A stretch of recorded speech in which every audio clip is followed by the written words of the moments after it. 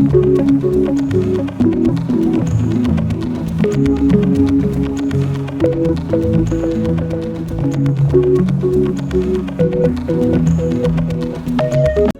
आणि नमस्कार फ्रेंड्स, मी डॉक्टर ज्योती आपल्या सर्वांचं या नवीन व्हिडिओमध्ये स्वागत करत आहे. आणि आपण टेलिपॅथिक ॲनिमल कम्युनिकेशनचे जे काही सेशन्स होतात, तर आजवर बरेच काही अनुभव तुम्ही या चॅनलवर बघितलेले आहेत, ऐकलेले आहेत, शिवाय स्वतः अनुभवसुद्धा घेतलेले असे आहेत. मग ते कोर्सच्या माध्यमातून असो किंवा आपल्या प्राण्यासोबत घेतलेलं माझ्याकडूनचं सेशन असो.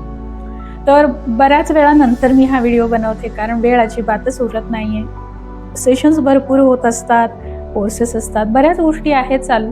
पण हा अनुभव मात्र मला तुम्हा सगळ्यांसोबत शेअर करावा वाटला, त्यामुळे आज वेळ काढून मी तुमच्यासोबत हा अनुभव शेअर करते, कारण मला हा खूप खास वाटला आणि कदाचित आपल्या सर्वांनाही तितकाच तो खास वाटेल आणि आपल्यासुद्धा कुठल्याही पेटसोबत तो मिळता जुळता सुद्धा नक्कीच वाटेल. तर चॅनलवर पहिल्यांदा आला असाल किंवा अजूनही सबस्क्राईब केलेलं नसेल तर सबस्क्राईब जरूर करायचं आहे, कारण चॅनलवर बऱ्याच नवनवीन उपयोगी आध्यात्मिक अशा गोष्टी पोस्ट होत असतात.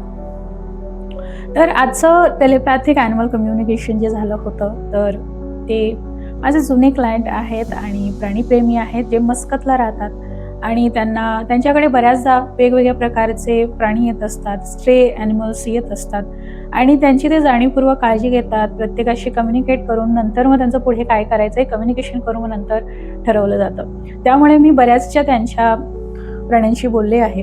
त्यातलाच हा एक आता सध्याचा अनुभव आहे. त्यांनी माझ्याकडे काळ्या रंगाचा बोका आहे, कोको नाव आहे त्याचं, आणि त्याच्याशी मला बोलायला सांगितलं होतं. आणि बोलल्यानंतर बऱ्याच अशा काही गोष्टी आल्या की ज्या तुम्हालाही हैराण करणाऱ्या वाटतील. तर त्यांचे असे काही प्रश्न होते की हा नेमका कोण आहे, किंवा मग आमचं काही पास्ट लाईफचं कनेक्शन आहे का, तो मला कुठल्याही प्रकारे प्रोटेक्ट करतोय का, त्याचा पर्पज काय आहे, असे त्यांचे प्रश्न होते. तर मी जेव्हा त्याला कनेक्ट केलं आणि त्यांचे सगळे प्रश्न विचारले त्याला, तर शांतपणे त्याने सगळ्या प्रश्नांची उत्तरं दिली. आणि त्यात त्यांचं पूर्वजन्माचं काही कनेक्शन होतं का, तर याबद्दल त्याने बरंच भलं मोठं मला काय काय दाखवलं. जसं की एक जुना वाडा आहे आणि त्या वाड्यामध्ये त्या वाड्याचा जो मालक आहे, तर तो मालक जो आहे पत्ते खेळतोय.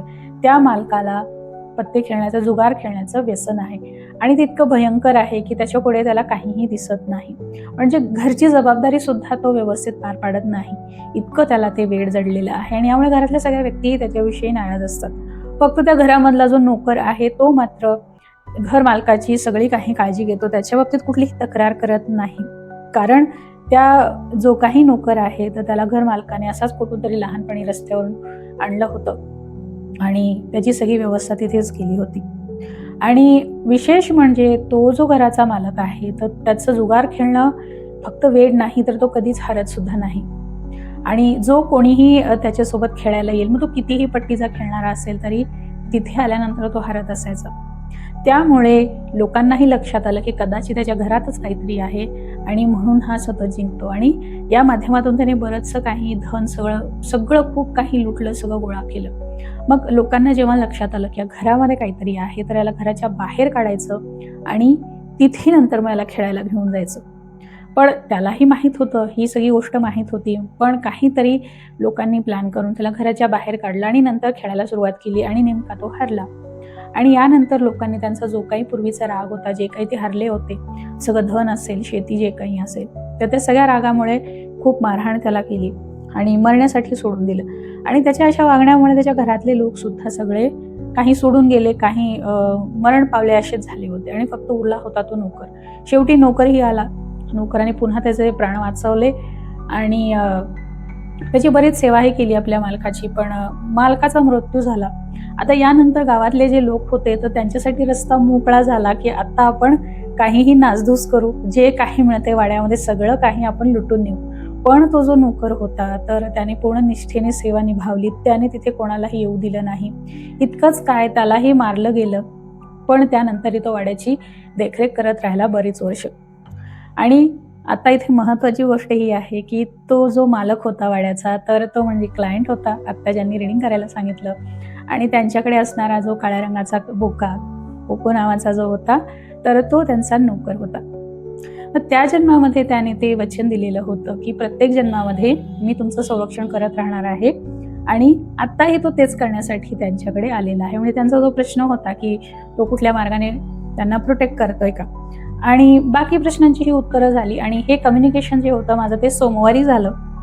आणि जाता जाता त्याने स्वतःहून कोकोने मला सांगितलं की माझ्याकडून एक गिफ्ट मिळणार आहे असं सांगितलं. म्हणजे जे पेट पेरेंट आहेत तर त्यांना एक गिफ्ट मिळणार आहे असं त्यांनी सांगितलं. आता कम्युनिकेशन होऊन गेलं, मीही माझ्या दुसऱ्या कामात होऊन झाले. आणि नंतर मला शनिवारी रविवारी मला पुन्हा त्यांचा मेसेज आला आणि मला तुमच्याशी बोलायचं आहे असं त्यांचं म्हणणं होतं. पण मी ट्रॅव्हलिंगमध्ये असल्यामुळे कॉलवर बोलू शकले नाही. पण त्यांनी मला हे सांगितलं मेसेजवर की शुक्रवारी त्यांचा ॲक्सिडेंट झालाय आणि तोही छोटा नाही, तर डिवायडरवरून गाडी जी आहे ती पलटी झाली. आणि आता एवढा मोठा अपघात झाल्यानंतर माणसाला दुखापती तशाच प्रकारची होणार, पण असं काही झालं नव्हतं. मायनर इंजुरीज त्यांना झाल्या होत्या. मग त्यांचा प्रश्न हा होता की कोकोचं हे गिफ्ट होतं का मला, म्हणजे माझं ॲक्सिडेंट होणं हे गिफ्ट होतं का. पण आता इथे लक्षात घेण्याची गोष्ट ही आहे की कोकोने पुन्हा एकदा त्यांना वाचवलं होतं. त्यांच्या जीवावरचं जे संकट होतं तर ते पुन्हा एकदा घालवलं होतं. त्याने दिलेलं आधीच्या जन्मामध्ये जे वचन होतं तर तो अजून पूर्ण करतो. म्हणजेच त्याचं गिफ्ट म्हणजे त्यांना दिलेलं आता पुन्हा जे काही जीवन मिळालं तर ते गिफ्ट आहे. कमीत कमी त्रास त्यांना झाला त्या सगळ्या ॲक्सिडेंटमध्ये, किंवा भयानक परिस्थिती झाली असती पण ती झाली नाही. तर तेव्हा दिलेलं वचन अजून तो बोका निभावतोय. आणि ज्या दिवशी ही घटना घडली तर त्या दिवशी रोडवर म्हणजे घराच्या समोर तो वाट बघत थांबला होता, हेही त्यांनी सांगितलं. तर आपल्याला इथे लक्षात येईल की आपण एक साधासा प्राणी म्हणून बघतो, मग तो मांजर असेल तर कुठलाही जीव असेल, पण कुठलाही जीव हा निरुपयोगी किंवा तो एकदम क्षुद्र आहे असं नाही होत. प्रत्येकाचं महत्त्व आहे आणि काही कारणामुळेच ते आपल्याकडे आलेले असतात. आणि हे सगळं आपण केव्हा जाणून घेऊ शकतो, जेव्हा त्यांच्यासोबत सेशन होतं किंवा आपण स्वतः बोलायला शिकतो. आपण स्वतःही बोलायला शिकू शकतो, पण फक्त बेसिक शिकून उपयोग नाही, बऱ्याचशा गोष्टी असतात. तर या सगळ्यासाठी ॲडव्हान्स कोर्स, ॲडव्हान्स माहिती सगळी तुमच्याकडे असणं गरजेची आहे. तर यासाठी जे कोर्सेससुद्धा अवेलेबल आहेत माझ्याकडे.